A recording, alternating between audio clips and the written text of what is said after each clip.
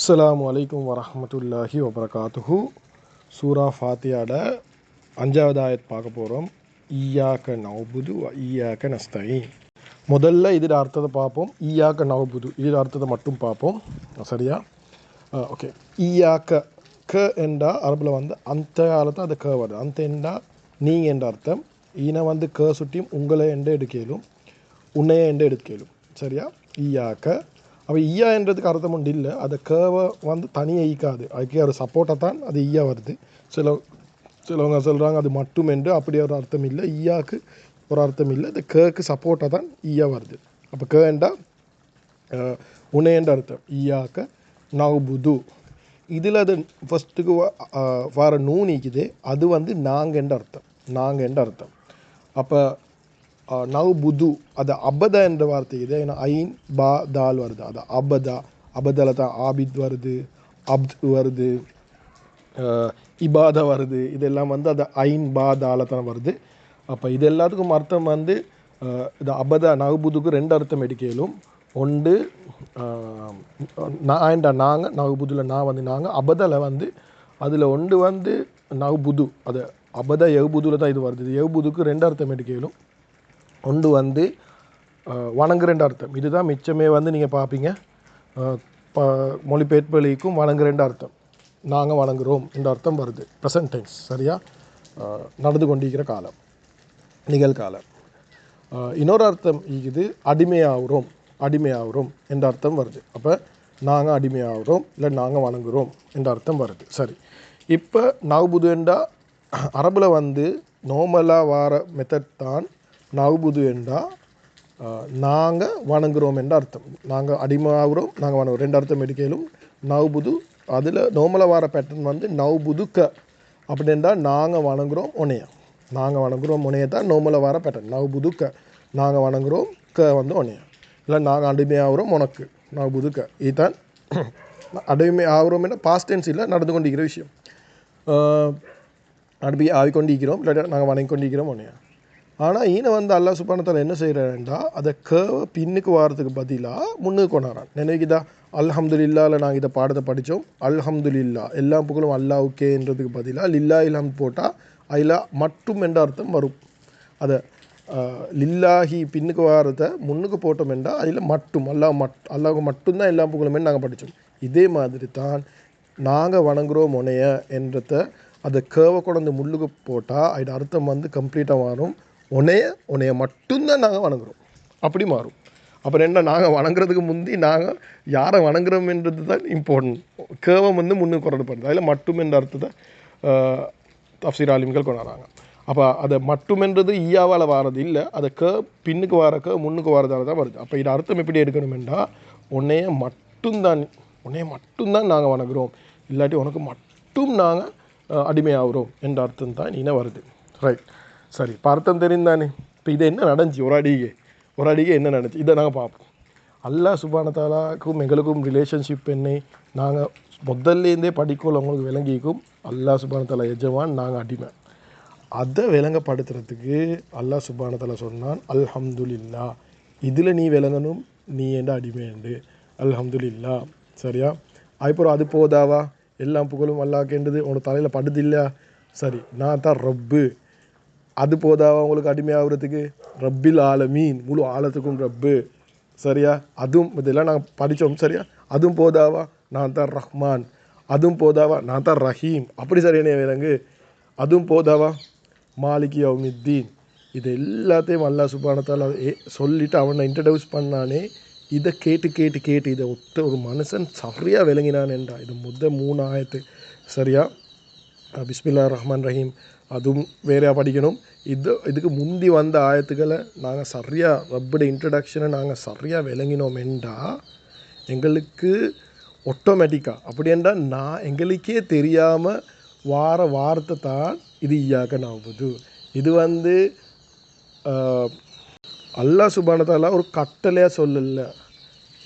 நீங்கள் என்னைக்கு அடிமையாகுங்கன்னு கட்டளை வரல. இது எப்படி வருதுன்றா, இது நாங்கள் எங்கட வாயால் சொல்கிறோம். ஈயாக்க நஅ்புது. இவ்வளோ நேரம் ரப்பு அவனை இன்ட்ரடியூஸ் பண்ணான். இந்த இன்ட்ரடக்ஷனை சரியாக விளங்கின ஒரு மனுஷனுக்கு உள்ளத்தால் ஆட்டோமேட்டிக்காக அதுக்கு அவருக்கே தெரியாமல் வார வார்த்தை தான் ஈயாக்க நவுபுது. யாழ்லா நான் உனக்கு அடிமையாகிட்டேன். யாழ்லா இப்படிப்பட்ட ரப்பா நீ, இவ்வளோ விஷயங்கள் இருக்கிற ரப்பா, ஒரு செகண்டுக்கு நீ சொந்தக்காரனா சுபான், அந்த ரப்புக்கு நான் அடிமையாடலாம். அது ரப்பை விளங்கினா ஒட்டோவா அவரோட மனசால் வார வார்த்தை தான் அதை டிக்ளரேஷன், அதை அதை அது அவரோட வார்த்தை தான் அவரோட மொழி. அவர் உறுதிப்படுத்துகிறார். அவரோட உறுதி நான் உனக்கு யாரெல்லாம் அடிமை ஆகிட்டேன். அப்படி இல்லாட்டி யாரில் நான் உனைய மட்டும்தான் வணங்குறேன், உனக்கு மட்டும்தான் நான் அடிமை, வேறு யாரும் இல்லை. யாரில் எல்லோரும் முடியும், அடுத்த எல்லாம் பக்கத்தில் வச்சாச்சு, உனக்கு மட்டும்தான் நான் அடிமை, உனைய மட்டும்தான் நான் வணங்குவேன். அப்படின்றா வந்து யாரில் நான் முழுமையாக என்னைய நான் உனக்கு ஒப்படைச்சிட்டேன், நீ என்னையே பார்த்துக்கோ. நான் அடிமைன்னு சொல்கிறேன்னே என்னை ஃபுல் ஓனர்ஷிப்பை நான் ரப்பு கொடுத்துட்டேன். எப்படியுமே அவனுக்கு தான் நான் சொந்தம். அது நாங்கள் அதில் விளங்கிட்டோம். இப்போ நான் என்னை வாயால் சொல்கிறேன். அடுத்த இன்னொரு விஷயம் தஃப்சீர் ஆலிம்கள் எழுதுகிறாங்க. இது சரியான இன்ட்ரெஸ்டான விஷயம். ஈன வந்து ஈயாக்க நவபுது தான் வந்து இது சரியா, ஈயாஹூ நவபுது வந்து இல்லை. அப்போ என்ன வித்தியாசம்? ஈயாஹூ நவபுது என்றால் அவனை மட்டும்தான் நாங்கள் வணங்குகிறோம், அவனை மட்டும்தான் நாங்கள் வணங்குகிறோம் என்றால் நாங்கள் சொல்கிறோம் அல்லாஹ் சுப்ஹானஹு தஆலா, இன்னொருத்தருக்கு சொல்கிறோம் நான் அல்லாஹ் சுப்ஹானஹு தஆலா தான் வணங்குறேன்ட்டு. ஏன்னா அல்லாஹ் சுப்ஹானஹு தஆலா சொல்லல அவனை மட்டும்தான், ஈயாஹூ நவபுதுன்னு சொல்லலை, ஈயாக்க நவபுது, உன்னைய மட்டும்தான் நாங்கள் யாரெல்லாம் வணங்குகிறோம். சுப்ஹானல்லாஹ், உன்னைய மட்டும்தான், உனக்கு மட்டும்தான் நாங்கள் அடிமையாகிறோம். இதில் என்ன அர்த்தம் என்றால் ஈயாக்க அப்படின்ற என்ன அர்த்தம் தெரியுமா? ஒரு ரப்பை சரியான முறையில் அந்த முதாயத்தில் யார் விளங்குறாங்களோ அவங்களுக்கு விளங்கிட்டு என் ரப்பு ஓட நான் டிரெக்டாக பேசலும், எனக்கு யாரும் தேவையில்லை, என் ரப்போட நான் டிரெக்டாக பேசலும், நான் பேசுகிறது என் ரப்பு கேட்டுக்கொண்டிருக்கிறான். இப்போ நான் ஈயாக்க யாரும் உன்னையே மட்டும்தான் நான் வணங்குறேன்னு என்று சொல்கிற கொலை சரியா, நாங்கள் சொல்லக்கொள்ள நாங்கள் டிரெக்டாகவே என் ரப்போட பேசி கொண்டிருக்கிறோம். அப்படின்னா ஈயாக்க டிரெக்டாக, இது ஈயாக்கன்றது டிரெக்டாகவே அல்லாஹ் சுப்ஹானஹு வ தஆலா குறிக்குது. அப்போ அந்த என்றது அந்த உன்னைய அப்படின்னா நாங்கள் அல்லாஹ் பற்றி விளங்கினோம், இப்போ டிரெக்டாக நாங்கள் ரப்போட பேசுகிறோம். சுப்ஹானல்லாஹ், ஆல்ரெடி அதில் பேசிக்கொண்டு தான் இருந்தோம். ஆனால் இப்போ நாங்கள் டிரெக்ட் எங்கிட்ட வாயாலே சொல்கிறோம் வேலை. இப்போ நான் உன்னைய மட்டும் தான் வணங்குறேன். இப்போ நான் ரொம்ப சரியாக விளங்கினேன்டா, இது என்ன அர்த்தம் தெரியுமா? எங்களுக்கு ரப்போட வேண்டிய டைம் வேண்டிய நேரம் எங்களுக்கு ரப்போட பேசிக்கொண்டே இருக்கணும். அவனோட நான் உண்மையாக சொல்ல போகிறேன்னா எங்களோட கூட்டாளியோட பேசுகிறத விட, எங்களோட ஒய்ஃபோட பேசுகிறத விட, எங்களோட ஆஃபீஸில் பொஸ்ஸோட பேசுகிறத விட நாங்கள் பார்ப்போம் எவ்வளோ நாங்கள் அவனோட பேசுகிறோம். சரியாக நானும் செய்கிறேன்னு இல்லை, அதை எங்களோட வாழ்க்கையில் வரணும். இது எல்லாத்தோடையும் பேசுகிறத விட நாங்கள் கூட எங்களோட ரப்போட பேசணும். நாங்கள் யோசிக்கணும், ஒரு நாளைக்கு நான் என் பொஸ்ஸோட எவ்வளோ நேரம் பேசுகிறேன், ஒய்ஃபோட எங்களை பேசுகிறேன், என் கூட்டாளியோட எவ்வளோ நேரம் பேசுகிறேன். இது என்ன என் ரப்பு, என் படைத்த ரப்போடு நான் எவ்வளோ நேரம் பேசுகிறேன். சும்மா தனியாக பேசணும், எங்களுக்கு இருக்கிற எல்லா பிரச்சனையும் சொல்லணும். ஈயாக்க நவபுது, யார் உனக்கு அடிமை ஆகிட்டு இப்போ நான் உன் அடிமை, நான் என் எஜமானோட நாங்கள் இவ்வளோ நேரம் பேசினாலும் நாங்கள் 24 இப்போ செல்லத்துக்கு ஒய்ஃபாக இருந்தாலும் எந்த நேரம் பேசினா அவே அலட்டுவான். எந்த நேரம் பேசிக்கொண்டிருக்கிறீங்க, பொஸ்ஸாக இருந்தாலும் கொஞ்சம் நேரம் பேசிக்கொண்டு போகலாம், இன்னும் உனக்கு வேறு வேலை என்னோட பேசிக்கொண்டிருக்கிறான். கூட்டாளியாக இருந்தாலும் அப்படி தான், ஒரு லெவலுக்கு போகிறோம் தாங்காது. ஆனால் எங்கள்கிட்ட ரப்போட நீங்கள் 24 மணித்தியாலும் பேசிக்கொண்டிருந்தாலும் அவன் அலட்ட மாட்டான். என் அடியா நின்று இவ்வளோ பேசுகிறான் இல்லை, அவன் சந்தோஷப்படுவான். சுப்ஹானல்லாஹ், அதுதான் எங்கள்கிட்ட ரப்பு, அதுதான் எங்கள்கிட்ட ரப்பு. அடுத்தே பாருங்கள், நாங்கள் இந்த வாரத்தில் என்ன சொல்கிறோம், இந்த ஈயாக்க நவபுதுல என்ன சொல்கிறேன்னு கொஞ்சம் யோசிச்சு பாருங்கள். யாரெல்லாம் நான் உனக்கு கம்ப்ளீட்டாக அடிமை ஆகிட்டேன். எங்களுக்கு தெரியும் இந்த ஒவ்வொரு நாட்டில் இண்டிபெண்டன்ட் டே இருக்குது, எங்களோட நாட்டிலையும் இருக்குது, ஒவ்வொரு நாட்டில் எல்லா நாட்டுக்கும் ஆல்மோஸ்ட் இண்டிபெண்டன்ட் டே இருக்குது. அப்படின்ற என்னை இந்த அது நாங்கள் விடுதலை ஆகினது. இப்போ எல்லாருக்கும் இண்டிபெண்டன்ட் என்றாலே ஒரு பெரிய விஷயம், டிக்ளரேஷன் ஆஃப் இண்டிபெண்டன்ட். நாங்கள் எங்களோட இண்டிபெண்டனை, எங்களோட சுதந்திரத்தை நாங்கள் பப்ளிஷ் பண்ணுறோம். அதுதான் டிக்ளரேஷன் ஆஃப் இண்டிபெண்டன்ட் என்று சொல்கிறது. ஆனால் ஈனை வந்து ஈயாக்க நவபுது என்றால் என்ன? யாரெல்லாம் உனக்கு மட்டும் நான் அடிமை ஆகிட்டேன். ஈனை நாங்கள் சொல்கிறோம் டிக்ளரேஷன் ஆஃப் ஸ்லேவரி. அப்படின்னா நான் என் அடிமைத்தனத்தை நான் வந்து ஓப்பனாக சொல்கிறேன், பப்ளிக்காக சொல்கிறேன், நான் உனக்கு அடிமை ஆகிட்டேன், ஈயாக்க நவபுது. அப்படின்ட்டா என்ன அர்த்தம்? சுப்ஹானல்லாஹ், நாங்கள் அல்லாஹ் சுப்ஹானஹு தஆலாக்கு நாங்கள் அடிமை என்று சொல்லி அதில் ஒரு சந்தோஷம், அதில் ஒரு அப்படி சந்தோஷம். யாரெல்லாம் உனக்கு நான் அடிமை ஆகிட்டேன், அந்த முதல்ல ரப்பை பற்றி கேட்டு நான் சொல்ல யாரெல்லாம் உனக்கு அடிமை, அதில் ஒரு சந்தோஷம். நான் அல்லாட அடிமை என்று சொல்கிறதுல ஒரு சந்தோஷம். அல்லாஹ் சுப்ஹானஹு தஆலா வந்து அடிமைகளாக இறக்கமுள்ள அவனுக்கு இறக்கப்பட்ட அடிமைகளாக அல்லாஹ் சுப்ஹானஹு தஆலா எங்களை ஏற்றுக்கொள்ளணும். அவன் இறக்கப்பட்ட அடிமைகளாக சுப்ஹானல்லாஹ் அவன் ரஹ்மான் ரஹீம் ரெண்டும் மிகிற அடிமைகளாக அல்லாஹ் சுப்ஹானஹு தஆலா ஆக்கணும். ஆமீன். ஈனை வந்து நாங்கள் டிக்ளரேஷன் ஆஃப் ஸ்லேவரி, நான் வந்து யாரும் உனக்கு அடிமை ஆகிட்டேன், அதை தான் நாங்கள் ரப்புக்கு சொல்கிறோம். ஏன் இவ்வளோ பசந்தேன்டா நல்லா நினைவச்சுக்கோங்க, இதை விஷயத்தை நல்லா நினைவச்சுக்கோங்க. என்னென்றா நாங்கள் எப்போ ரப்புக்கு அடிமை ஆகிறோமோ எங்களோட வாழ்க்கையில் எல்லா விஷயத்துலேயும் நாங்கள் வந்து சுதந்திரமாகிறோம். துன்யாவில் இருக்கிற அத்தனை விஷயங்கள்லேருந்தும் நாங்கள் சுதந்திரம் பெற்றோம். எப்போ தெரியுமா? எப்போ நாங்கள் எங்களோட ரப்புக்கு அடிமையாகிறோமோ அப்போ தான். எப்போ நாங்கள் எங்களோட ரப்புக்கு அடிமையாகலையோ நாங்கள் வேறு ஏதாவது ஒரு விஷயத்துக்கு அடிமையாகி கொண்டு தான் இருக்கிறோம். எங்களுக்கு தெரியாமலே நாங்கள் அடிமையாக கொண்டு தான் இருக்கிறோம். சிலவங்க வந்து ரப்புக்கு அடிமை இல்லாத சுட்டியும் சிலவங்க அவங்களோட ஜொப்புக்கு அடிமையாகிறாங்க. எவ்வளோ தூரம் என்றால் அவங்களோட ஜொப் இல்லாட்டி அவங்களோட உசுரே இல்லாத மாதிரி அவங்களுக்கு தலையில் வந்துட்டு எனக்கு சாப்பாடு தாரே, எனக்கு உடுப்பு தாரே, எனக்கு வானம் தாரே, எல்லாமே இந்த ஜொப் தான். அவங்களோட வாழ்க்கையே ஜொப்பில் போய்த்து கொண்டு. சிலவங்க வந்து அடிமையாகிக்கிறாங்க. யாருக்கு அடிமையாகிக்கிறாங்க? சல்லிக்கு அடிமையாகிக்கிறாங்க. அவங்களோட வாழ்க்கையோட நோக்கமே சல்லி சம்பாதிக்கிறே தான். அவங்களோட வேறு குருவானை பார்க்கணும், படிக்கணும், அது என்ற தலையிலே இல்லை என்று அவங்க அதுக்கு அடிமையாகிட்டாங்க. அப்படி இல்லாட்டி சிலவங்க வீட்டுக்கு அடிமை. அவங்களோட வாழ்க்கையே வந்து வீடு கட்டுறது. சிலவங்க வந்து இந்த பெண்கள் சில நேரத்துக்கு மேக்கப் போலுக்கு அடிமை. அவங்களோட வாழ்க்கையே மேக்கப் தான். அவங்க வாழ்க்கையே உடுப்பு தான். இந்த நேரம் ஷாப்பிங் தான் பண்ணி கொண்டிருக்கோம். அதுக்கு அடிமையாகிட்டாங்க. சிலவங்க வாகனம், சிலவங்க இருக்கிறாங்க அவங்களோட வாழ்க்கையே அடுத்த வாகனத்தை எப்படி வாங்குறது, இப்படி வாங்குறது. சிலவங்களோட வாழ்க்கைக்கு தான் அவங்க எல்லாமே மொபைல் ஃபோனுக்கு அடிமை. சிலவங்க இருக்கிறாங்க பாட்டு கேட்குறதுக்கு அடிமையாகிட்டாங்க. சிலவங்க படம் பார்க்குறதுக்கு அடிமையாகிட்டாங்க. சிலவங்க வந்து துனியாவில் கேம் அடிக்கிறதுக்கு விளையாட்டு கேம், இந்த ஃபோன் கேமுகளுக்கு அடிமையாகிக்கிறாங்க. அவங்களோட எந்த நேரம் பார்க்குறேன், எப்போ நான் கேம் ஒன்று அடிக்கிறேன், எப்போ டைம் கிடைக்குது என்ன கேம் அடிக்கிறேன். அவங்களோட வாழ்க்கையை அதில் பேத்து கொண்டு இருக்குது. அப்படி எப்போ நாங்கள் ரப்புக்கு அடிமையாக இல்லையோ, நாங்கள் சரியாக ஈயாக்க நவுபுது பண்ணல் எப்படின்னா நாங்கள் ரப்புக்கு அடிமைத்தனத்தை நிரூபிக்கலையோ, ரப்புக்கு அடிமையாக இல்லையோ, துன்யாவில் இருக்கிற விஷயங்கள் எங்களை அடிமையாகிக்கொள்ளும்.